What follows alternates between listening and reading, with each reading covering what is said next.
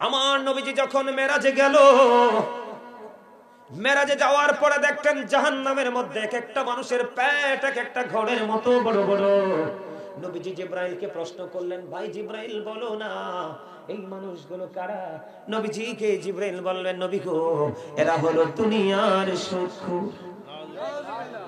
নবীজি বললেন, আমি তাদের পেটের দিকে চাইয়া দেখলাম, তাদের পেটের মধ্যে সাপ আর বিচ্ছু দেখা যায়। নাউজুবিল্লাহ বলেন। এই সামুর ইবনে জুনদুব রাদিয়াল্লাহু তাআলা আনহু থেকে হাদিস কানা বর্ণিত, আমার নবী স্বপ্নের ব্যাখ্যা দিলেন সাহাবায়ে কেরামদের সঙ্গে। নবীজি বললেন, দুজন আগন্তুক তার মানে ফেরেশতা এসে আমাকে বললেন, নবী গো চলুন ভ্রমণ করতে যাই।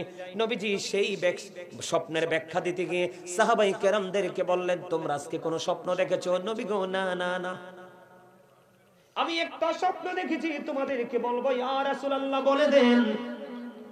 নবীজি অনেকগুলো দৃশ্য দেখেছেন, এর মধ্যে একটা হলো বন্ধু, নবীজি দেখলেন একটা লোক রক্তের নদীর মধ্যে সাঁতার কাটে, সাঁতার কেটে কেটে কুলে আসতে চায়, পাড়ে আসতে চায়, কিন্তু আরেকজন কুলের মধ্যে পাথর নিয়ে দাঁড়িয়ে আছে, আসতে চাইলেই পাথর মারে, আসতে চাইলে পাথর মারে। নবীজি সঙ্গে ফেরেশতাকে বললেন, বলো না এই মানুষটাকে কি অপরাধ সে করেছে? ইয়া রাসূলুল্লাহ, নবী গো এটা হলো দুনিয়ার সুদখোর। নাউজুবিল্লাহ বলবেন না? এখন আপনার মনে কি প্রশ্ন আসে না যে রক্তের নদীতে কেন? রক্তের নদীতে কারণ হলো সুদ খাওয়া মানে গরিব দুঃখী অসহায় মানুষের রক্ত টেনে বের করা। কথা কয় না কেন? না ভুল কইলাম? টাকা যদি হালাল হয়, ইনকামও হালাল, ইনকাম যদি হালাল হয়, বাজারও হালাল, খাবারও হালাল, রক্তও হালাল। টাকা যদি হারাম হয়, বাজারও হারাম, খাওয়াও হারাম, ব্লাডও হারাম, আপনার সব কিছু হারাম। আপনি নামাজ পড়তে পারবেন, লাভ হবে না। হাদিস শরীফের মধ্যে আসছে, এদিক তাকান, কেউ যদি মাছির মাথার সমপরিমাণ চোখের পানি ফালায়, আল্লাহকে ভয় করে, কি করে? আল্লাহকে ভয় করে মাছির মাথার সমপরিমাণ। কেউ যদি একটা ফোঁটা চোখের পানি ফালায়, তওবা করতে গিয়া তার জন্য জাহান্নাম হারাম হয়ে যায়, জান্নাত বরাদ্দ হয়ে যায়। কিন্তু সুদ খাওয়া লোক যদি সারা জীবন কান্দে, আমার আল্লাহর দরবারে তওবা কবুল হবে না। নাউজুবিল্লাহ বলেন না? আপনার সুদখোরের তওবা, ঘুষখোরের তওবা, জোর জুলুমকারীর তওবা তখনই কবুল হবে সে সুদ খেয়ে খেয়ে, ঘুষ খেয়ে খেয়ে খেয়ে খেয়ে শরীরটাকে যে মোটা করেছে। এই মোটা তাজা গোশত শরীর থেকে খসাইতে হবে, এবং যার থেকে টাকা আনছে তার টাকাটাকে ফেরত দিয়ে তার কাছ থেকে কি করতে হবে? মাফ আনতে হবে, তারপরে তওবা কবুল হবে রে। সর্বশেষ আপনি যে সুদ খাচ্ছেন, ঘুষ খাচ্ছেন, অন্যায় করছেন, অপরাধ করছেন, কার জন্য? দুনিয়ার জন্য। কিসের জন্য? আল্লাহ বলতেছে সূরা আলে ইমরানের 185 নম্বর আয়াতের শেষ অংশে, ওয়ামাল হায়াতুদ দুনিয়া ইল্লা মাতাউল গুরুর। এই দুনিয়ার জীবনে হায়াতটা ধোঁকা, প্রতারণা। টাকা পয়সা উপার্জন করে রেখে যাবেন কার জন্য? সন্তানের জন্য। এবার চলেন কোরআন শরীফের 19 পারায় যাই। কোরআন শরীফের 19 পারা সূরা শুআরার 88 নম্বর আয়াতে আল্লাহ বলেছেন, ইয়াউমা লা ইয়ানফাউ মালুন ওয়ালা বানুন। আপনার ধন সম্পদ, সন্তান সন্ততি ওই কাল হাসরের দিন কোনোটাই কাজে লাগবে না। তবে হ্যাঁ, যিনি সুস্থ অন্তর নিয়ে যাবে তার কি? তার সবকিছুই।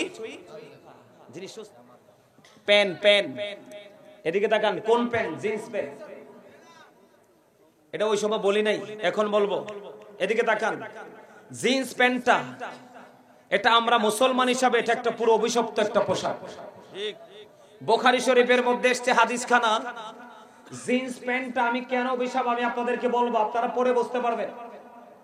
জিন্স প্যান্টটা আমাদের জন্য অভিশাপ। এই প্যান্টটা পরে নামাজ পড়লে নামাজ পর্যন্ত আল্লাহর দরবারে কবুল হবে না। কেন জানেন?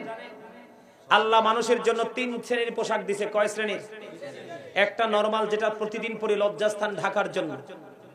দ্বিতীয়ত হলো সাজের পোশাক, যেমন বিভিন্ন ভিআইপি পরিবেশে গেলে আমরা একটা উন্নত পোশাক পরি না, আর তৃতীয়ত হলো তাকওয়ার পোশাক, যেটা আল্লাহ আল্লাহ রাসূলের মনোনীত। আল্লাহ কোরআনে বলেছেন লিবাসুত তাকওয়া যালিকা খায়র। আল্লাহর কাছে সবচেয়ে পছন্দের পোশাক হলো তাকওয়ার পোশাক। বিশেষ করে যুবকদেরকে বলছি, ভাই শোনো, পোশাকটার কন্ডিশনটা কি? উপর দিয়ে থাকতে হবে নাভি বরাবর অথবা নাভির উপরে, নিচে দিয়ে থাকতে হবে টাকনুর উপরে। উপর দিয়ে নাভি বরাবর অথবা নাভির উপরে, আর নিচে দিয়ে থাকতে হবে টাকনুর উপরে। এই কন্ডিশনে ইমানদার পুরুষ পোশাক পরা ফরজ। এই ফরজ যদি তোমরা কেউ ইচ্ছে করে জেনে বুঝে শুনে তরক করো, বুখারী শরীফের মধ্যে এসেছে হাদিস কানা, তার ঠিকানা হবে জাহান্নাম। নাউযুবিল্লাহ, ছেড়ে বলেন নাউযুবিল্লাহ। বন্ধুরে আমার, আমাদেরকে তাকান, আমাদের দোষ, আমাদের অন্যায়, আমাদের অপরাধ কত বেশি। তিন শ্রেণীর মানুষের সাথে আমার আল্লাহ কাল হাসরের দিন কথা বলবে না, তাদেরকে দয়া করবে না, তাদেরকে মায়া করবে না, তাদেরকে রহমত দিবে না। ওই তিন শ্রেণীর মানুষের মধ্যে বন্ধু একটা হলো ওই শ্রেণীর মানুষগুলো রে, যারা অহংকার করে করে টাকনুর নিচে ঝুলাই ঝুলাই পোশাক পরে। জোরে জোরে বলুন না নাউযুবিল্লাহ। কেউ জি অহংকারের পোশাক। কারণ হলো, আমার দিকে তাকান, আপনি যদি পৃথিবীর বুকে যদি এই অহংকার করে করে, এটা পৃথিবীর জন্য সম্মানী, নষ্ট মানুষের কাছে, ইমানদারের কাছে কখনোই সম্মানী নয়। আজকে তুমি যত সম্মানের পোশাক পরবা, যেটা কোরআন হাদিস সাপোর্ট করে না, তোমার জন্য বরাদ্দ থাকবে হাসরের দিন অপমানের পোশাক। আমার নবীজি জানিয়ে দিয়েছে, আলেমদের কথা শুনে শুনে তুমি পোশাকের স্টাইলটাকে চেঞ্জ করে ফেলেছো, কোরআন সুন্নাহ মতক তুমি পোশাকটা পরেছো। ও বন্ধু, তোমার জন্য জান্নাত বিভিন্ন রকমের পোশাক থাকবে। নবীজি জানিয়ে দিয়েছে, তোমার যে পোশাকটা মন চায় সেটাই তুমি জান্নাতে নিতে পারবা। কোনটা ভালো? এই যুবকদের হলো দোষ এইটা, জিন্স প্যান্ট পরে। এখন অনেক যুবকে বলবে, হুজুর নিচের দিক দিয়ে আমি টাকনুর উপরে উঠাই ফেলবো বইটা বইটা। আমি মেনে নিলাম তুমি নিচের দিক দিয়ে বটে উঠাইতে পারবা, কিন্তু আমি তোমাকে বলে দেই, তুমি হাজার চেষ্টা করলেও উপর দিয়া নাভি বরাবর তুমি আনতে পারবা না। কারণ বেঈমানেরা এটাকে সৃষ্টি করেছে ছোট্ট করে, যেন তুমি ফরজ থেকে বাহির হতে পারো এবং তোমার ঠিকানা যেন তুমি জাহান্নামে করে নিতে পারো। এটা হলো বেঈমানদের একটা অপকৌশল। বেঈমানরা তোমাদের বন্ধুরা শত্রু, এই বন্ধুরা শত্রু। এই আল্লাহ বলেছেন, ইন্নাল কাফিরিনা কানু লাকুম আদুওয়াম মুবিনা। আল্লাহ বলেছেন, the heretics are the eternal enemy of the believers। ইমানদারদের প্রকাশ্য শত্রু হলো বেঈমান কাফেরেরা। তুমি বেঈমান কাফের স্টাইলটাকে তুমি কি করেছো? গ্রহণ করেছো। তোমার মতো নষ্ট, তোমার মতো পথভ্রষ্ট, তোমার মতো দুষ্ট, তোমার মতো জাহান্নামী, তোমার মতো অপরাধী আর কেউ হতে পারে না। কারণ তোমাকে দিয়েছে আল্লাহ সর্বোচ্চ মর্যাদা। তুমি নিজের অহমিকাকে তুমি ধরে রাখার জন্য তুমি নিজেই কিন্তু একেবারে নিচু শ্রেণীতে, একেবারে নিচের লেভেলে চলে গেছো। তুমি যদি আজকে ওয়াজ শোনার পরেও বর্জন করতে না পারো, তাহলে তুমি মুনাফিক হবে। কেন? এটা আমার কথা নয়। নবীজি বলেছেন, believers love the prophet, hypocrites don't love the prophet। নবীজি বলেছেন, মুনাফিকরা আমি নবীকে ভালোবাসবে না, ঈমানদাররা আমি নবীকে ভালোবাসবে। খেয়াল করছেন? তাইলে আপনি যদি অপরাধ ছাড়তে পারেন তাইলে আপনি নবীর প্রেমিক, অপরাধ ছাড়তে না পারলে আপনি নবীর প্রেমিক। আর যে নবীর প্রেমিক না সে কি? মুনাফিক। কে বলেছে? রাসূল বলেছে, এটা কিন্তু হাদিস শরীফ। এখন মুনাফিকদের ঠিকানা কোথায়? আরে শুধু জাহান্নাম না তো। আল্লাহ বলেছেন, ইন্নাল মুনাফিকিনা ফিদ দারকিল আসফালি মিনান নার। আল্লাহ বলেছেন, the hypocrites will be in the lowest place of hell। মুনাফিকরা জাহান্নামের একেবারে সর্বনিম্ন স্তরে থাকবে, একেবারে লোকাল প্লেস। নাউজুবিল্লাহ বলে না। এটা হলো যুবকদের ব্যাপারে। অহংকার করে করে যারা টাকনুর নিচে ঝুলাই ঝুলাই পোশাক পরে, আল্লাহ তাদেরকে দয়া করবে না, ক্ষমা করবে না, তাদের জন্য কোনো করুণা বরাদ্দ নাই। আর একটা হলো, মানুষ বিপদে পড়লে উপকার করে, সুযোগ পাইলে মানুষকে খোঁটা দেয়। 3 নাম্বার হলো, মানুষ ব্যবসার মাধ্যমে মিথ্যা কথা বলে বলে কাস্টমারের থেকে টাকা হাতায় নেয়। নাউজুবিল্লাহ বলেন। বন্ধুরে আমার, সবচেয়ে বড় দুঃখজনক খবর, মুরব্বীরা অনেক সময় লুঙ্গি এমন ভাবে পড়ে রে, রাস্তা দিয়ে হাঁটলে মনে হয় রাস্তা ঝাড়ু দিচ্ছে। আপনাদের এই দোলখারে আছে না নাই জানি না, আমি নিজেই দেখেছি। লুঙ্গি বলেন, প্যান্ট বলেন, পায়জামা বলেন, ট্রাউজার বলেন, বন্ধু কোনো কিছুই ঝুলাই ঝুলাই পোশাক পরা যাবে না। উপর দিয়ে রাখতে হবে নাভি বরাবর অথবা উপরে, আর নিচের দিক দিয়ে রাখতে হবে বন্ধু টাকনোর উপরে। এই কন্ডিশনে পোশাক পরা মুসলমানের জন্য, পুরুষের জন্য ফরজ। জিন্স প্যান্ট পরলে অপকারিতা, ক্ষতিটা কি দেখেন? চোখের জিনা কি? হাদিস শরীফের মধ্যে আসছে চোখের জিনা হলো দেখা। একটা জিন্স প্যান্ট পরা যুবক গেঞ্জি অথবা শার্ট পরে মসজিদে গেছে, আমি নিজেও দেখেছি বন্ধু। চোখগুলোকে কোথায় লুকাবো, চোখগুলোকে কেমন করে ঢাকবো, চোখগুলোকে কেমন করে আড়াল করবো রে, কারণ চোখের যে চরিত্রই দেখা। আমি দেখেছি বন্ধু, একটা ছেলে রুকুতে গেল, পিছনের দিক দিয়ে আরেকজন তার লজ্জাস্থান বন্ধু দেখে ফেলেছে। নাউজুবিল্লাহ বলেন না। তুমি পোশাক পরার পরেও যদি অন্য কোন পুরুষ তোমার লজ্জাস্থান দেখতে পায়, তুমি মনে রাখবা তুমি পোশাক পরিহিত পুরুষ নয়, তুমি উলঙ্গ পুরুষ।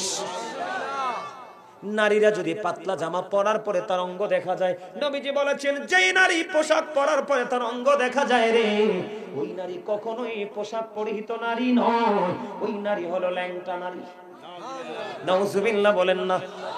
নবীজির হাদিস, ওরে যুবক, আমি তোমাদেরকে বাঁচানোর জন্য আজকে আসছি, আমি তোমাদের বন্ধু হয়ে এসেছি। তোমরা মনে রাখবা, ও বন্ধু তোমরা মনে রাখবা, যে তোমার দোষ আঙ্গুল দিয়ে দেখাই দিতে পারে, তার চেয়ে বড় বন্ধু তোমার জীবনের কেউ হতে পারে না। আর যে তোমার দোষ দেখার পরেও এড়িয়ে যায় রে, সে যতই বন্ধুত্বের অভিনয় করুক, সে কখনোই প্রিয় বন্ধু হতে পারে না। ঠিক কিনা বলেন? এবার আমার দিকে তাকান। নামাজের মধ্যে আপনার পোশাকের বেলায় কেমন বন্ধু, শর্তটা কেমন ভাবে মানতে হবে? আমার নবীজি মসজিদে অবস্থান করতেছে, এদিকে খেয়াল করুন, অত্যন্ত গুরুত্বপূর্ণ হাদিস। মসজিদের মধ্যে বন্ধু বসে আছেন, একজন এসে নামাজের নিয়ত বেঁধে ফেললো। নবীজি বললেন তুমি ওযু করে আসো। কিটা কইতে আইছ নাকি? হ্যাঁ, কিছু কইতে আইছ? তো একজন এসে নামাজের নিয়তটা বেঁধে ফেললো, নবীজি বললেন ওযু করে আসো। খেয়াল করেন কত সেনসিটিভ বিষয়। নিয়ত বাঁধার পরে নবীজি বলছেন কি করো? তিনি ওযু করতে গেলেন, ওযু বানাই আবার এসে তিনি নামাজের নিয়ত বাঁধলেন। নবীজি বললেন তুমি ওযু করে আসো। দুইবার বন্ধ, আবার তিনি এসে ওযু বানায় নামাজের নিয়ত বাঁধলো। নবীজি বললেন তুমি ওযু করে আসো। একবার, দুইবার, তিনবার আরেকজন প্রশ্ন করলো, নবী গো আপনি বারবার বলতেছেন গো নবী ওযু করার জন্য, নবী কেন গো? আমার নবীজি বললেন তুমি চাইয়া দেখো, তার পোশাকটা আল্লাহ রাব্বুল আলামিন যেই কন্ডিশনে রেখে নামাজ পড়তে বলেছে, ওই কন্ডিশনে নেই, সেটা ওভারটেক করেছে, ওই সীমা লঙ্ঘন করেছে। কি গো? কয় তুমি চাইয়া দেখো গো, তার পোশাকটা টাকনোর নিচে ঝুলে ঝুলে আছে। এই জন্য আমি নবী বারবার বলেছি তুমি কি করো? ওযু করে আসো। কারণ এইভাবে পোশাক পরে তুমি নামাজ পড়ার পরেও আল্লাহ পর্যন্ত তুমি পৌঁছাতে পারবেন না। তার বাস্তব প্রমাণ হলো, দেখবেন এই সমাজের মধ্যে নামাজ পড়ে কন্টিনিউ মিছা কথা কয়, নামাজ পড়ে কন্টিনিউ সুদ খায়, নামাজ পড়ে কন্টিনিউ চা দোকানে বসে বসে মানুষের বদনাম কয়। আছে না নাই? আরো জোরে বলেন। যারা মানুষের দুর্নাম ছড়াতে পছন্দ করেন তাদের জন্য ছোট্ট একটা হাদিস। আমার নবীজি সাহাবায়ে কেরামদেরকে নিয়ে দাঁড়িয়ে রইলেন, হঠাৎ করে প্রবল বেগে বন্ধু বায়ুর সাথে বিকট এক দুর্গন্ধ এসে নবীজির নাক মোবারকে লাগলো। নবীজি সাহাবায়ে কেরামদেরকে প্রশ্ন করলেন, সাহাবীরা রে এই দুর্গন্ধটা কোত্থেকে এসেছে তোমরা কি বুঝতে পারো? সাহাবায়ে কেরাম বললেন, না না, আল্লাহর হাবিব তো ভালো জানেন, আল্লাহ এবং আল্লাহর হাবিব ভালো জানে। আমার নবীজি বললেন এই দুর্গন্ধটা আসছে ওই জায়গা থেকে, একজন ব্যক্তি মুমিনকে নিয়ে কি করতেছে? বদনাম করতেছে। ওই দুর্গন্ধ এসে আমাদের নাকে লাগছে। জোরে জোরে নাউজুবিল্লাহ। যারা মানুষের বদনাম করেন, কিয়ামতের ময়দানে আপনি যার বদনাম করবেন তাকে আপনার সামনে তুলে ধরা হবে। নবীজি বলবেন, তুমি তাকে, আল্লাহ বলবেন তুমি তাকে খেতে থাকো, কারণ জীবিত অবস্থায় দুনিয়ায় তুমি তার গোশত খেয়েছো, তুমি তাকে খাও। হাদিস শরীফের মধ্যে আসছে বন্ধু, সে তো সেদিন পাওয়ার দেখাতে পারবে না, খাবে আর মুখটাকে ভেঙচাবে, বন্ধু চিৎকার করবে, তে কিন্তু সেদিন ওই গোশত খেতে হবে। জোরে জোরে কন্যা নাউজুবিল্লাহ। পারবেন এগুলো? তাহলে এতে কি বোঝা গেল? এখন আবু বকর সিদ্দিক নবীজিকে প্রশ্ন করছেন, নবী গো, আমি তো আমার পোশাকটা সব সময় টাকনুর নিচে ঝুলাইয়া ঝুলাইয়া, আরে সব সময় টাকনুর নিচে চলে আসে, যখন আসে তখন আমি উঠাইয়া ফেলি, ইয়া রাসূলুল্লাহ, তাহলে কি আমি সাজার অন্তর্ভুক্ত হব? নবীজি বললেন, না, যিনি চলে গেছে, চলে যাওয়ার পরে এটা অন্যায় হয়েছে মনে করে এটা উপরে উঠায়, এটার নামই হলো তাকওয়া। সুবহানাল্লাহ বলেন না কেন? আল্লাহ বলেছেন, আল্লাযীনা আমানু ওয়া কানু ইয়াত্তাকুন লাহুমুল বুশরা ফিল হায়াতিদ দুনিয়া ওয়া ফিল আখিরাহ। আল্লাহ বলেছেন যারা ঈমান এনেছে এবং আল্লাহকে কি করেছে, ভয় করেছে, তাকওয়া অবলম্বন করেছে, লাহুমুল বুশরা, তাদের জন্য সুসংবাদ, ফিল হায়াতিদ দুনিয়া ওয়া ফিল আখিরাহ। জোরে জোরে কন্না আল্লাহু আকবার। আপনি ঈমান আনার পরে যদি তাকওয়া অর্জন করতে পারেন, শেষ করে দিত এই বাবা, তো কানে কানে কথা কইলে, মাহফিল কমিটি কানে কানে কথা কইলে আমার ডর লাগে, আমি ডরাই, হেসাই কইছি ডরাই, আর আর মনের মধ্যে খাবুত করি উঠে, আই কই হেতনে কি জানি লই যাইছে আল্লাহ না জানে, আর রাস্তার মাঝখানে আর রাস্তা ব্লক করি দে, এটা আমি নমুনা বলা না, তুমি জানো। হ্যাঁ কি মরি গেছে না? মরি গেছে, আলহামদুলিল্লাহ, আলহামদুলিল্লাহ। আরো জোরে। আচ্ছা গেল এটা। তাহলে পোশাক সম্পর্কে জানতে পারলেন তো, নামাজ সম্পর্কে জানতে পারলেন তো, কবরের ভয়াবহতা, কবর হাসরের যে ভয়াবহতা একটু জানতে পারছেন তো, মনে রাখছেন নি? আমার আলোচনার ধারাই এমন টপিকস। আচ্ছা আমি যদি যতক্ষণ পারি এতক্ষণ ওয়াজ করার লাগে, তোরা দুজন সামনে গিয়েই বল, তখন না কিনলে ঠিক আছে।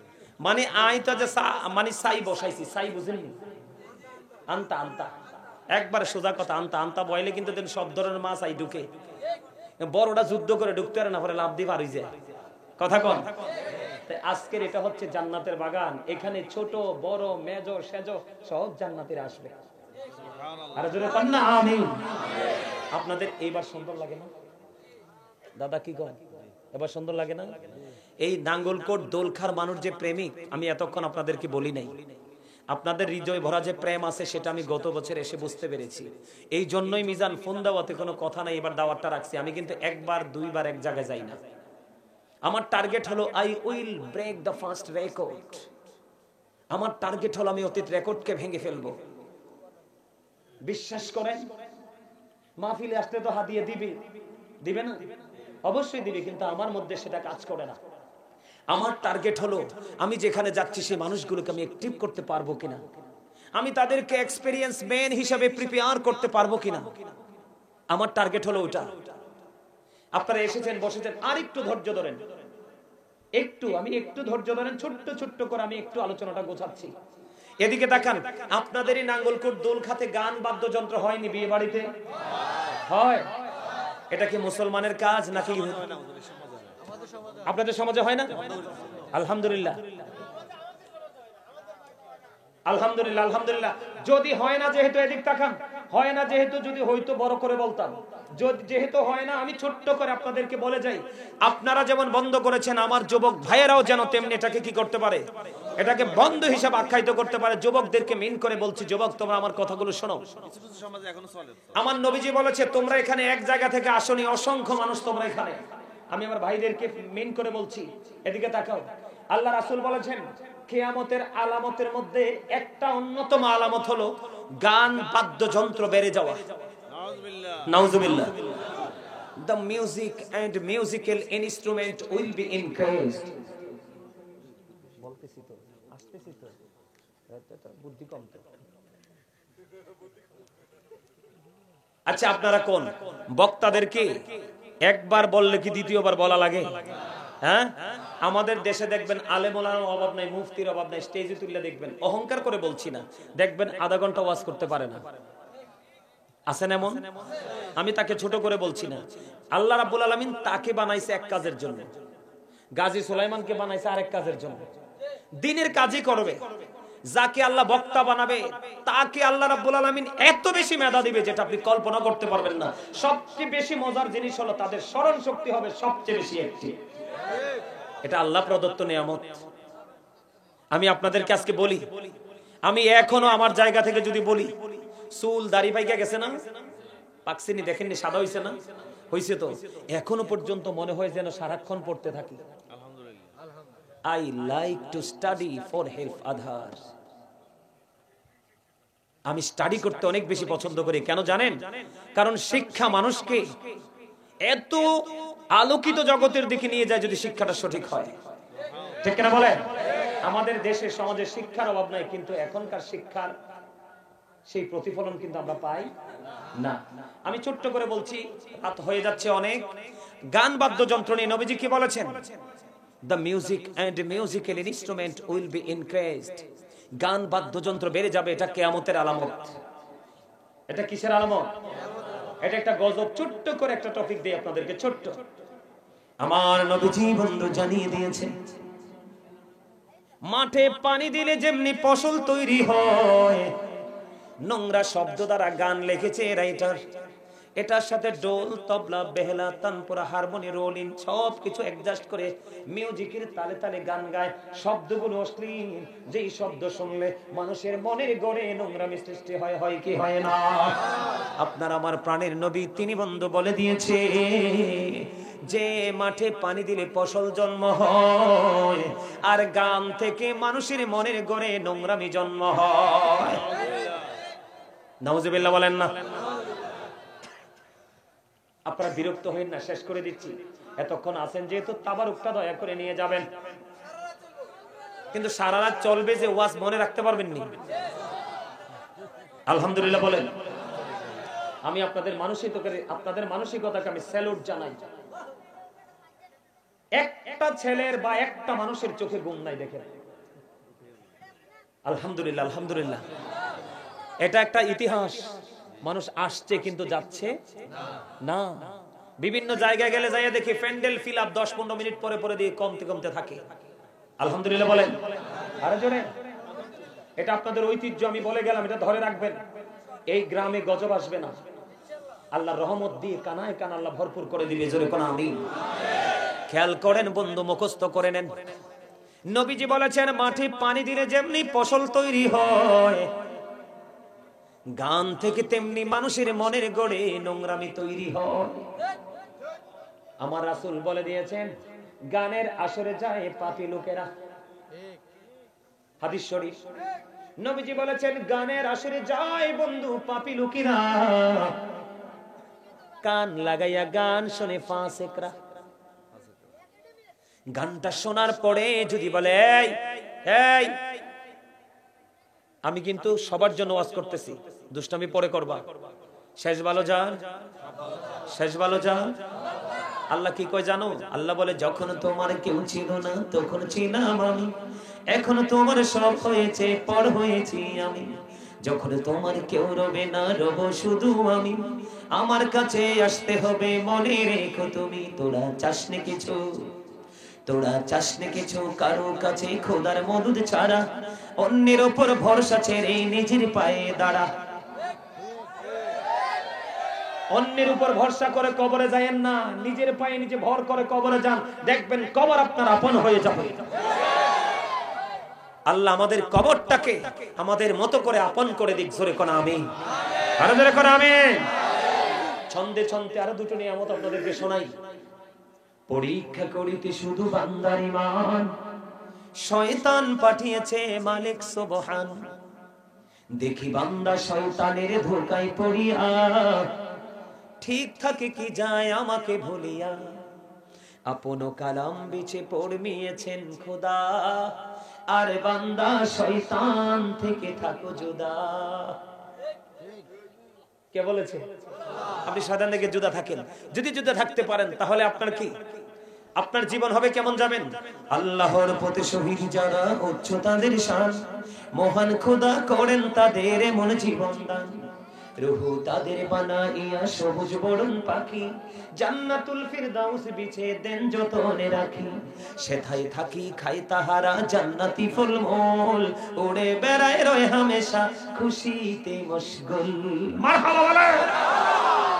যথাযথ বিবেকবান সেন্সিবিলিটি সম্পূর্ণ পারসন যারা এগুলোর ব্যাখ্যা বিশ্লেষণ করে এগুলোর সারমর্ম খুঁজে বের করবেন, দেখবেন আর ওয়াজ লাগবে না, এই 4-5টা ছন্দই আপনার জন্য যথেষ্ট হয়ে যাবে। বলতেছিলাম বন্ধু, গানের আসরে যায় কারা? পাপীরা। কান লাগাইয়া গান শোনে বন্ধু ফাসিকরা।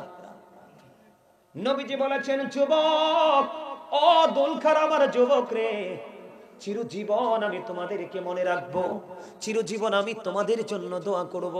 কারণ বাংলাদেশে এখন মাহফিলে গেলে যুবক পাওয়া যায় না রে।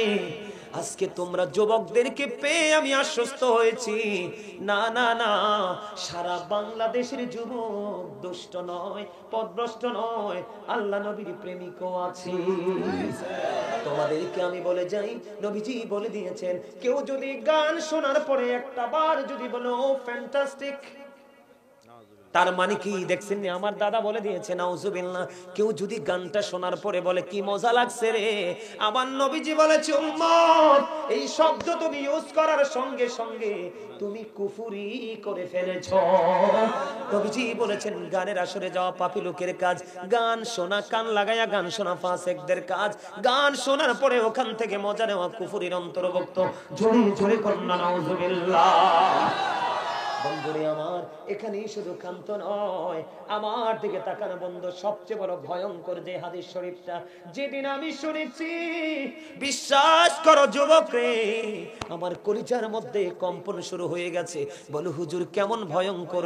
নবীজি বলে দিয়েছেন, কিয়ামতের পূর্বক্ষণে এক শ্রেণীর মানুষ তোমরা দেখতে পাবে, তাদের চেহারাটা পুরো বিকৃত হয়ে যাবে, তাদের চেহারাটা পুরো বিশ্রী হয়ে যাবে, মাটির মধ্যে তাদেরকে গ্রথিতকরণ করা হবে।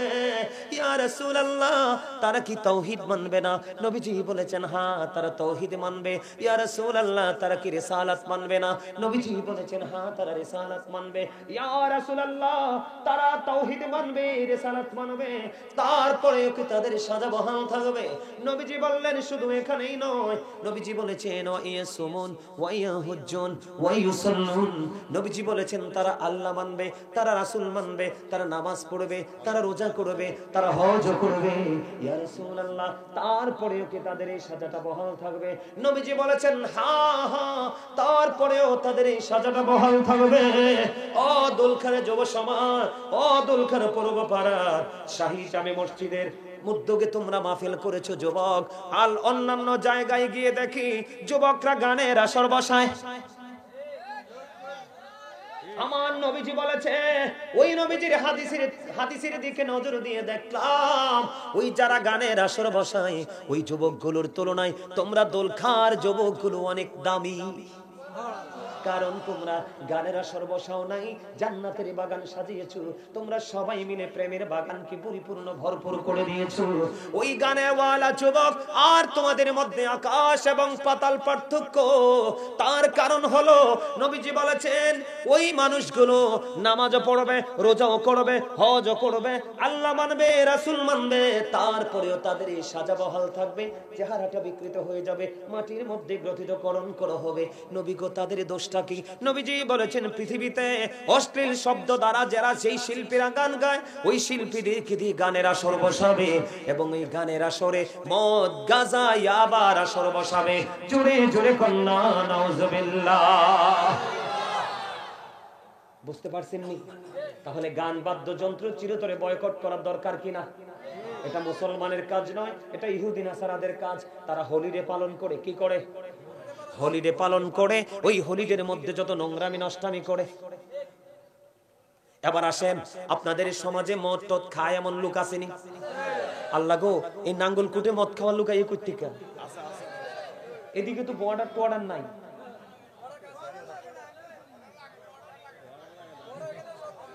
আচ্ছা দাঁড়ান, আমি একটু বলি, এটা নিয়ে আলোচনা করে শেষ করে দিব। আমি তো জানি বর্ডারের মানুষ এগুলো খায়।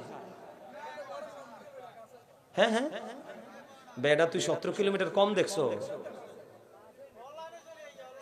অনলাইনে। নাউজুবিল্লাহ বলেন, আরো জোরে বলেন। এদিকে তাকান, নবীজি বলেছেন গানের আসর বসাবে, পাশাপাশি তারা মদের আসর, নেশার আসর বসাবে। কিসের আসর?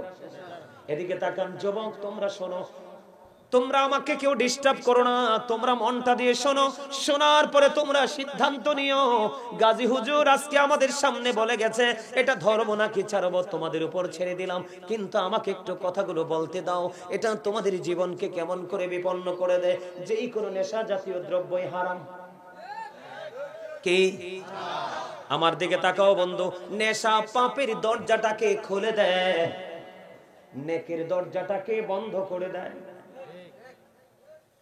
যখন কোন যুবক, বৃদ্ধ, মধ্যবয়সী মদ পান করবে, গাঁজা খাবে, ইয়াবা খাবে, আফিম খাবে, নেশা করবে, হাদিস শরীফের মধ্যে এসেছে, আপনার আমার প্রাণের নবী তিনি বন্ধু বলে দিয়েছে, আমরা গা থেকে গেঞ্জি খুলি না। কথা বলে না কেন? আমরা গা থেকে, শরীর থেকে গেঞ্জি খুলি কিনা? শার্ট না কিন্তু, গেঞ্জি খুলি না। গেঞ্জি খুলি কেমনে? মাথা দিয়া, উপর দিয়া, ঠিক কিনা বলেন?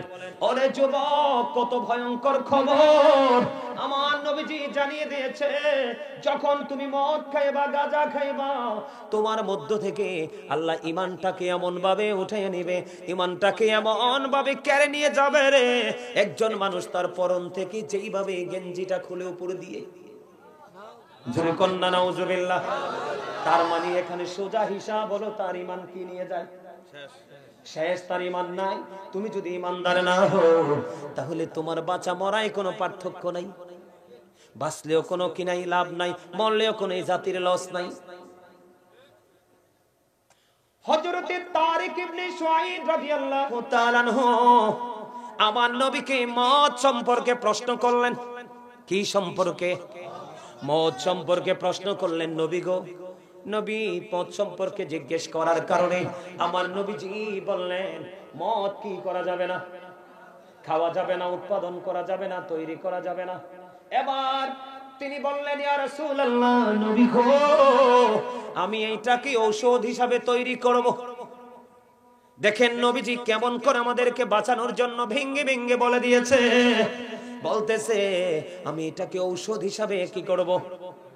তৈরি করব।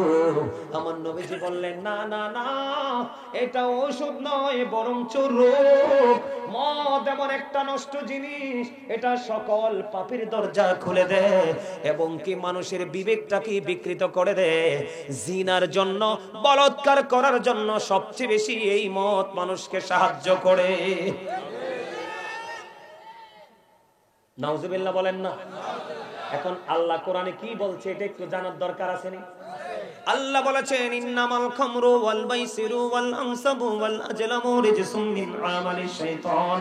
আল্লাহ বলেছেন, মদ, জুয়া, মূর্তি, ভাগ্য গণনা, ঘৃণ বস্তু শয়তানের কাজ। জোরে জোরে কন্না নাউজুবিল্লাহ। আমার দিকে তাকান, হাদিস শরীফের মধ্যে এসেছে, আমার নবী বলেছেন, আপনি যেই তরুণ নেশাই বলেন, তবে মদের কথা হাদিস শরীফের মধ্যে এসেছে বন্ধু। মদ যে বানায়, মদ বানানোতে যিনি সহযোগিতা করে, যিনি সরবরাহ করে, এমনি করে করে প্রত্যক্ষ পরোক্ষ ভাবে ওই নেশার সাথে যারা যুক্ত রে, সবাইকে অভিশপ্ত লানত দিয়েছেন আমার নবী। আল্লাহর পক্ষ থেকে তাদের জন্য লানত বরাদ্দ। জোরে জোরে কন্না নাউজুবিল্লাহ, আরো জোরে কন্না নাউজুবিল্লাহ। আমাদের মাযহাব কয়টা? কথা বলেন। 4টা মাযহাব। 4 মাযহাবের 4 ইমামের মধ্যে প্রথম কোনটা? হানাফি মাযহাব। ইমাম আজম আবু হানিফা রাহমাতুল্লাহি আলাইহি বলেছে, আমার দিকে তাকান, আমাদের যে মাযহাবে আমরা হানাফি মাযহাব অনুসরণ করি না, আমাদের যে ইমাম তিনি বলেছেন, তোমরা যখন কাউকে মদ পান করতে দেখবা, কি করতে? তোমরা যখন কাউকে মদ পান করতে দেখবে, তোমরা তাকে 80টা ডোরা মারবা।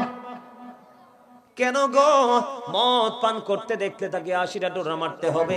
এটার কারণ হলো, মদ যখন সে পান করবে, তার বিবেক মস্তিষ্কটা বিলীন হয়ে যাবে, বিকৃত হয়ে যাবে, তখন সে যে কোনো নোংরা কাজের দিকে লিপ্ত হতে থাকবে। আপনারা দেখেছেন কিনা, কয়দিন আগে বন্ধু শরীয়তপুরের হসপিটালে 75 বছর বয়সী মা এসেছে তার মেয়েকে, অসুস্থ মেয়েকে হসপিটালে দেখতে। ওই নেশা করে মেয়ের জামাই গভীর রজনীতে শাশুড়িকে ধর্ষণ করেছে। জোরে জোরে কন্যা নাউজুবিল্লাহ। দেখছেন না ভিডিওটা? আপনারা দেখছো না তোমরা? পুলিশ ধরেছে, খবর পেয়েছে সে নেশা করেছে। কি করেছে? বন্ধু যে জুয়া খেলে সে তার বউ নাই, মেয়েও নাই। কথা বলেন না কেন? যে নেশা করে তার শ্বশুর বাড়িও নাই, নিজের বাড়িও নাই, আপনও নাই, পরও নাই। ইসলামের চতুর্থ খলিফা হযরত আলী, যাকে আমার নবী বলেছেন I am a city of education, the gate of that city is Ali. আমার নবী বলেছেন আনা মাদিনাতুল ইলমি ওয়া আলিউন বাবুহা। আমার নবী বলেছেন I am a city of education, the gate of that city is Ali. আমার নবীজি বলে দিয়েছেন আমি হলাম শিক্ষার শহর, আর সেই শহরের দরজা হলো আমার আলী। সুবহানাল্লাহ বলেন না? তাহলে আলীর দাম কম না বেশি? পাক পাঞ্জাতনের অন্যতম সদস্য হলো বন্ধু একজন হযরত আলী। আমার দিকে তাকান, হযরত আলী কারামাল্লাহু ওয়াজহু, তিনি বন্ধু বলে দিয়েছেন, হযরত আলী তিনি বলে দিয়েছেন, আমার দিকে তাকান, এই তোমার ওয়াজটা বেশি শোনা দরকার, কারণ এই মুরব্বি লাইট আস্তে আস্তে কি হয়ে যাচ্ছে, ঠিক না? একদিন তোমার আমার সবার জীবনে যদি বেঁচে থাকি আসবার, মরে গেলে তো গেলাম, কিন্তু তোমার বেশি দরকার শোনা, কারণ তোমাদের যৌবনকালের আমল আল্লাহর কাছে বেশি পছন্দের। শুধু পছন্দের না, বলবো তোমরা যুবকদেরকে বলছি, তোমাদেরকে খুশি করার জন্য নয়, সিরিয়াসলি বলছি। কখনো কোনো আলেম কাউকে খুশি করার জন্য কথা বলে না। যদি কেউ বলে যে সকলে হক্কানি আলেম নয়, ঠিক কিনা? বাস্তবতা বলছি, তোমাদেরকে দেখে এটা না বলে পারছি না। তোমরা যে প্রেম, আজকে যে ভালোবাসার উজ্জ্বল দৃষ্টান্ত তোমরা স্থাপন করেছো জান্নাতের বাগানের সাথে, আমি বিশ্বাস করি তোমাদের মধ্যে আজকের আলোচনায় কোনো না কোনো দিক দিয়ে প্রভাব ফেলাবে, তোমাদের মধ্যে একটা প্রভাব পড়বে। আমি বিশ্বাস করি কেউ না কেউ আজকের মাহফিল থেকে তোমরা হেদায়েত হবে। তোমরা যুবকদের জন্য একটা দুটো মেসেজ, দুটো হাদিস। একটা হাদিস কি জানো? আমার নবীজি বলেছেন ইমাম Hasan and Husain are the leader of younger people in জান্নাহ। আমার নবী বলেছেন ইমাম হাসান হুসাইন জান্নাতে যুবকদের লিডার হবে। আমি দোয়া করি কাল হাসরের দিন, কিয়ামতের দিন তোমরা দোলখার যুবকদেরকে যেন আমার নবীর কলিজার টুকরা। আমার নবীজি বলেছেন ইমাম Hasan and Husain two my flower in the world. নবীজি বলেছেন ইমাম হাসান হুসাইন দুনিয়ায় আমার দুইটা ফুল। সুবহানাল্লাহ বলেন না? হুমা রাইহানাইয়া মিনাদ দুনিয়া, আল হাসান ওয়াল হুসাইন সাইয়্যিদা শাবাবি আহলিল জান্নাহ। সুবহানাল্লাহ। তাহলে তোমরা যুবকরা যদি যৌবনকালে কাজ করো, তোমাদের ভয় আছে না? কোনো টেনশন আছে না? আমার কথাগুলো কি তোমরা বোঝো? আমি ইংলিশ যে ট্রান্সলেশন করাটা এটা না করলেও পারতাম। এখানে কলেজ ইউনিভার্সিটির স্টুডেন্টরা আছে, তারা এটা সহজে বুঝতে পারবে। যেমন গতকালকে যে প্রোগ্রামে গেছি, তোমাদের মতো এরকম কি গতকাল কোথায় না ছিলাম, আশুগঞ্জ। যখন আলোচনা ধরলাম, যুবকরা আমার মনে হয় কেউই বাড়ি ছিল না, সবাই চলে আসলো। যিনি আমাকে দাওয়াত দিয়েছিলেন উনি হলেন মুফতি হযরত মাওলানা মুফতি মাসুম বিল্লাল কাদরি মাদ্দাজিল হুদালি। খুব সৎ একজন লোক, খুব সফট একজন আলেম। আমি যখন মাহফিল ছেড়ে কিছু দূর আসলাম, উনি আমাকে ফোন দিলেন। ফোন দেওয়ার পরে বললাম, ভাইজান আপনি তো আমাকে দাওয়াত করেছেন, আসলে মানুষ কতটুকু পেয়েছে আমি আসলে জানি না। তিনি আমাকে বললেন, ভাইজান আপনাকে বোঝাতে পারবো না, আমার যুব সমাজের মধ্যে এমন প্রেমের এক প্রভাব পড়েছে। আমি বললাম কেন? যুবকরা যারা ইউনিভার্সিটির সুশিক্ষিত ছেলেরা ছিল, আপনি যে ইবারত গুলো পড়েছেন, ইবারতের সাথে সাথে যে ট্রান্সলেট করেছেন, এটা নাকি তাদের বোঝার জন্য বেশি ইজি হয়েছে, সহজ হয়েছে, এজন্য তারা বেশি খুশি। বিশ্বাস করেন ওই স্টেজে বসে আগামী বছরের জানুয়ারির 21 তারিখে আবার মাহফিল নোট করে আনতে হয়েছে। 2026 জানুয়ারির 21 তারিখ। আমাকে যতক্ষণ ছিলাম ওরা ছাড়েই না। এই যে প্রেম, এটা কি কখনো মরবে? প্রেম সব মরে যায়, প্রেম কখনো মরে? কারণ আমার আল্লাহ নিজেই তো প্রেম। সুবহানাল্লাহ। যে প্রেমিক হবে তার ডাইরেক্ট কানেকশন হবে কার সাথে? কারণ আমার আল্লাহ নিজেই প্রেমে পড়ে আল্লাহর হাবিবকে বানাইছে। সুবহানাল্লাহ। যুবক, তোমাদের জন্য মেসেজ, এই পৃথিবী থেকে সূর্যটা 9,13,00,000 মাইল দূরে। কত? এই পৃথিবী থেকে সূর্য, খেয়াল করো, এই পৃথিবী থেকে সূর্যটা 9,13,00,000 মাইল দূরে। সূর্যের আলো পৃথিবীতে আসতে সময় লাগে মাত্র 8 মিনিট 20 সেকেন্ড। আরে সুবহানাল্লাহ কয় না রে? প্রতি সেকেন্ডে 1,86,000 মাইল বেগে পৃথিবীর দিকে ছুটে আসে। এই সূর্যের আলোটা অনেক আবরণ ভেদ করে আমাদের গায়ে লাগে, আমরা কিন্তু এটা সহ্য করতে পারি না। যুবক, তোমাদের জন্য আমি সূর্যের কাছে এসেছি। এত পর থেকে সূর্যের কিরণ লাগে রে, সইতে পারি না, সইতে পারি না। কাল হাসরের ময়দানে ডাইরেক্টলি সূর্যটা তোমার আমার সোয়া হাত উপরে থাকবে রে যুবক। তোমার পুরো বডিটা ঘেমে যাবে রে, দুর্গন্ধময় হয়ে যাবে পরিবেশ, তোমার এত ভয়ঙ্কর অবস্থা হবে রে।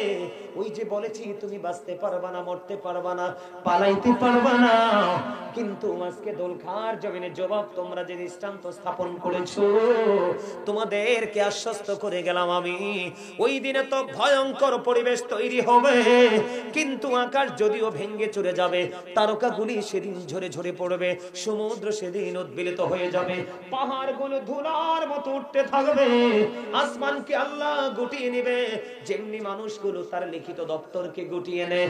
এত ভয়ঙ্কর, এত বিপজ্জনক অবস্থা হবে রে যুবক। সেই দিন আল্লাহর আরশের ছায়ার হযরতে আলী তিনি বলেছেন, বিশাল একটা দরিয়া, এই দরিয়ার মধ্যে যদি কি থাকে, মদ পড়ে একটা ফোঁটা, কয় ফোঁটা? কয় ফোঁটা? একটা ফোঁটা মদ যদি দরিয়ার মধ্যে পড়ে রে, ওই দরিয়ার উপর যদি বিশাল একটা মিনারা তৈরি করা হয়, আমি আলীকে যদি বলা হয় আলী ওই মিনারায় দাঁড়ায় আজান দাও, আমি আলী কোনদিন ওই মিনারায় উঠে আজান দেব না। জোরে জোরে কন্যা নাউজুবিল্লাহ। এটা হারাম, এটা নষ্ট, এটা মানুষকে পথভ্রষ্ট করে দেয়, মানুষের জন্য সকল ভালো রাস্তা বন্ধ করে দেয়, সকল অন্যায় রাস্তাগুলো ওপেনিং করে দেয়। হযরতে আলী আরো বলেছে, ওই দরিয়ার পানি যদি শুকিয়ে যায়, শুকিয়ে যাওয়ার পরে যদি ওই দরিয়ার মধ্যে ঘাস ওঠে, ঘাস ওঠে না, যেমন এই যে এই জমিনে কিন্তু ঘাস আছে, এটা দেখবেন 1-2 দিন চলে গেলে আপনাদের যে পায়ের ছাপ লেগেছে, ছাপটা উঠে যাবে, গাছগুলো মাথা উঁচু করে দাঁড়াবে, তখন আপনি গবাদি পশুকে ছেড়ে দিলে হেঁটে হেঁটে খাবে।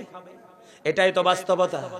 হযরতে আলী বলে দিয়েছেন, ওই দরিয়ার পানিটা শুকিয়ে গেল, শুকিয়ে যাওয়ার পরে এটার মধ্যে ঘাস জন্ম হলো, আমি আলী কথা দিলাম আমার পশুগুলোকে আমি কোনদিন এই দরিয়া থেকে ঘাস আমি আমার পশুগুলোকে খাওয়াবো না। জোরে জোরে কন্যা নাউজুবিল্লাহ। কত ভয়ঙ্কর জিনিস খেয়াল করছেন, কত নষ্ট জিনিস খেয়াল করছেন। যুবকদেরকে বলছি, ভাই তোমরা কি এই মদখোরদের কাছে যাবা? নবীজি কি বলেছে জানেন? ইমানদাররা কখনো মদের টেবিলে বসতে পারে না। মদ যারা পান করে, নেশা যারা করে, তাদের সাথে ইমানদারের কখনো প্রেম হতে পারে না, ঠিক কিনা বলেন? ইমানদার এবং বেঈমান কখনোই এক হতে পারে না। কথা বলেন না কেন? আলো আধার কখনো এক হতে পারে? কথা বলেন, পারে? পারে না। সম্মানিত উপস্থিতি, মদ কি করা যাবে না? মদ কোনোভাবে মদখোরকে সহযোগিতাও করা সমান অপরাধ। কি? আর আমাদের সমাজের মধ্যে একটা বড় ব্যাধি এখন সৃষ্টি হয়েছে, সুদ। কি? সুদ। মদের চাইতেও ভয়ঙ্কর সুদ। মদের চাইতেও ভয়ঙ্কর কি? আমাদেরকে তাকান, মদের চাইতেও ভয়ঙ্কর কি? সুদ। সুদ তো খাওয়া যাবে না, এটা টোটালি নিষেধ, না তো হারাম। লা তুকবালু সালাতুন বিগাইরি তুহুর ওয়ালা সাদাকাতুন মিন কুবুল। পবিত্রতা ছাড়া আমল কবুল হয় না, হালাল টাকা না হইলে দানও কবুল। কি করবেন আপনি? 10টা টাকা দিয়ে বুখারীতে আসছে হাদিস, 10 টাকা দিয়ে আপনি জামা বানাইছেন, কয় টাকা? 10 টাকা দিয়ে আপনি জামা বানিয়েছেন, 9 টাকাই হালাল, 1 টাকা হারাম। 1 টাকা হালাল 9 টাকার সাথে লাগার কারণে কি হয়ে গেল? হারাম হয়ে গেল। নবীজি বলেছেন কিয়ামত পর্যন্ত নামাজ পড়তে পারবা, কিন্তু নামাজ কবুল। আমার নবীজি, এটা মেরাজের রাত কিনা? আসছে আগামী 27 তারিখ লাইলাতুল মেরাজ উদযাপিত হবে। আমার নবীজি যখন মেরাজে গেল, মেরাজে যাওয়ার পরে দেখতেন জাহান্নামের মধ্যে এক একটা মানুষের পেট এক একটা ঘরের মতো বড় বড়। নবীজি জিবরাইলকে প্রশ্ন করলেন, ভাই জিবরাইল বলো না এই মানুষগুলো কারা? নবীজিকে জিবরাইল বললেন, নবী গো, এরা হলো দুনিয়ার সুদখোর। নবীজি বললেন, আমি তাদের পেটের দিকে চাইয়া দেখলাম, তাদের পেটের মধ্যে সাপ আর বিচ্ছু দেখা যায়। নাউজুবিল্লাহ বলেন। এই সামুর ইবনে জুনদুব রাদিয়াল্লাহু তাআলা আনহু থেকে হাদিস কানা বর্ণিত। আমার নবী স্বপ্নের ব্যাখ্যা দিলেন সাহাবায়ে কেরামদের সঙ্গে। নবীজি বললেন, দুজন আগন্তুক তার মানে ফেরেশতা এসে আমাকে বললেন, নবী গো চলুন ভ্রমণ করতে যাই। নবীজি সেই স্বপ্নের ব্যাখ্যা দিতে গিয়ে সাহাবায়ে কেরামদেরকে বললেন, তোমরা আজকে কোনো স্বপ্ন দেখেছো? নবী গো না না না, আমি একটা স্বপ্ন দেখেছি, তোমাদেরকে বলবো। ইয়া রাসূলুল্লাহ বলে দেন। নবীজি অনেকগুলো দৃশ্য দেখেছেন, এর মধ্যে একটা হলো বন্ধু, নবীজি দেখলেন একটা লোক রক্তের নদীর মধ্যে সাঁতার কাটে, সাঁতার কেটে কেটে কুলে আসতে চায়, পাড়ে আসতে চায়, কিন্তু আরেকজন কুলের মধ্যে পাথর নিয়ে দাঁড়িয়ে আছে, আসতে চাইলে পাথর মারে, আসতে চাইলে পাথর মারে। নবীজি সঙ্গে ফেরেশতাকে বললেন, বলো না এই মানুষটাকে কি অপরাধ সে করেছে? ইয়া রাসূলুল্লাহ, নবী গো, এটা হলো দুনিয়ার সুদখোর। নাউজুবিল্লাহ বলবেন না? এখন আপনার মনে কি প্রশ্ন আসে না যে রক্তের নদীতে কেন? রক্তের নদীতে কারণ হলো সুদ খাওয়া মানে গরিব দুঃখী অসহায় মানুষের রক্ত টেনে বের করা। কথা কয় না কেন? না ভুল কইলাম? টাকা যদি হালাল হয়, ইনকাম যদি হালাল হয়, বাজারও হালাল, খাবারও হালাল, রক্তও হালাল।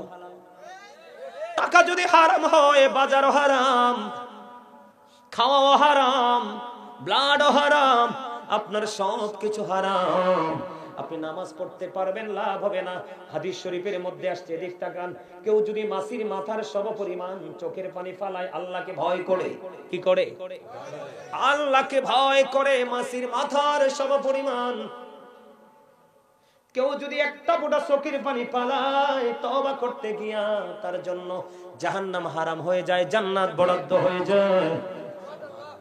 কিন্তু সুদ খাওয়া লোক যদি সারা জীবন কান্দে, আমার আল্লাহর দরবারে তওবা কবুল হবে না। নাউজুবিল্লাহ বলেন না? আপনার সুদখোরের তওবা, ঘুষখোরের তওবা, জোর জুলুমকারীর তওবা তখনই কবুল হবে সে সুদ খেয়ে খেয়ে, ঘুষ খেয়ে খেয়ে শরীরটাকে যে মোটা করেছে। এই মোটা তাজা গোশত শরীর থেকে খসাইতে হবে, এবং যার থেকে টাকা আনছে তার টাকাটাকে ফেরত দিয়ে তার কাছ থেকে কি করতে হবে? মাফ আনতে হবে, তারপরে তওবা কবুল হবে রে।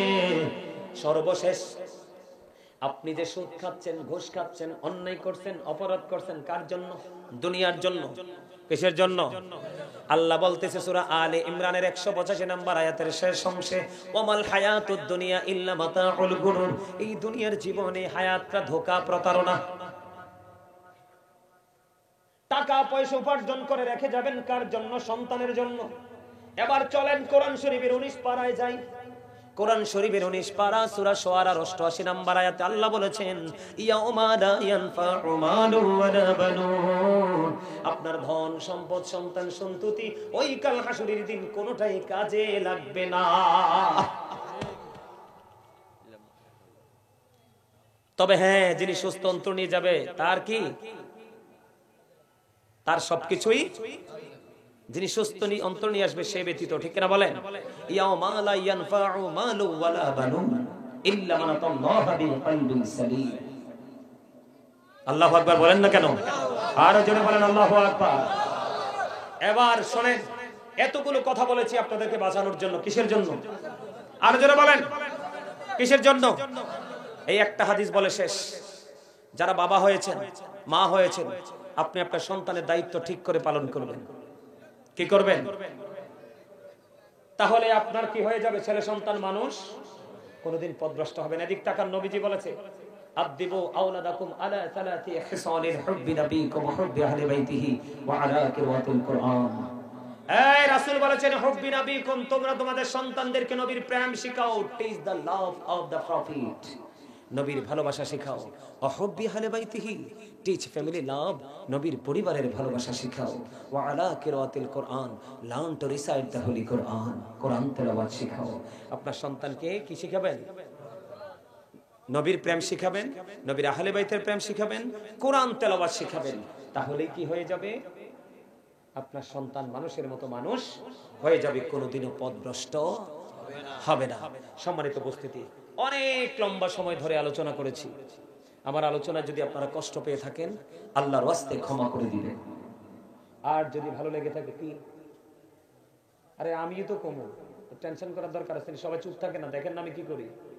গত বছর তো রাস্তার মাঝখান দিয়ে রাস্তা দেখাই দিচ্ছে, হুজুর ইন্দা যাই কেন যাই গেছে। এবার আস্তে আস্তে করে মেইন রোডে যাবো। ঠিক আছে না কথা? আর জোরে বলেন। আমি যে আলোচনা করেছি, কেউ কি কষ্ট পাইছে? আমার আলোচনাগুলো কি করছে আমি বলি। প্রথমত আপনাদেরকে মনোযোগ নিয়ে কিছু টপিকস দিয়েছি, ঠিক না বলেন? এরপরে জান্নাত অল্প করে, জাহান্নামটা একটু বড় করে, ঠিক না বা ঠিক? এরপরে কি? জিকির, ঠিক না? এরপরে কি? নামাজ, ঠিক না? এরপরে কি? Pant shirt, thank you very much, লেবাস, পোশাক, তারপরে গান বাদ্যযন্ত্র, তারপরে মদ গাঁজা, নেশা জাতীয়। মনে রাখবেন? আর মনে না থাকলেও সমস্যা নাই, মনে রাখার চেষ্টা করাটা উত্তম। মনে না রাখলেও সমস্যা নাই। এই কতগুলো ক্যামেরা দেখছেন না, সবগুলোর মাধ্যমে অনলাইনে আসবে, পরে ঘরে বসে বসে শুয়ে শুয়ে শুনতে পারবেন। আজকে যেমন লাগছে তার চেয়ে আরো ভালো লাগবে যখন মিডিয়াতে আসবে। তখন নিজে নিজে বসে বসে বলবেন, আল্লাহ, এই মাহফিলে আমিও ছিলাম। ঠিক না ভাই? ঠিক। আমি এত লম্বা সময় কথা বলেছি, ত্রুটি হতে পারে, ভুলের ঊর্ধ্বে কিন্তু কেউই নয়, ঠিক না বলেন? আমার কথায় যদি কষ্ট পেয়ে থাকেন, আল্লাহর ওয়াস্তে ক্ষমা করে দিবেন। যদি ভালো লেগে থাকে, আমার কথাগুলোর উপর ভিত্তি করে নিজেকে শুধরে নিয়ে বাস্তব জীবনটাকে একবারে কোরআন হাদিসের আলোয় আলোকিত করে বাস্তব জীবনটাকে বাস্তবায়ন করার চেষ্টা করবেন। আল্লাহ আমাদের সবাইকে ঈমান ইসলামী জিন্দেগি দান করুন। সকল বলুন আমিন। একটা গজল গাইতাম। কোন গজলটা গাইতাম?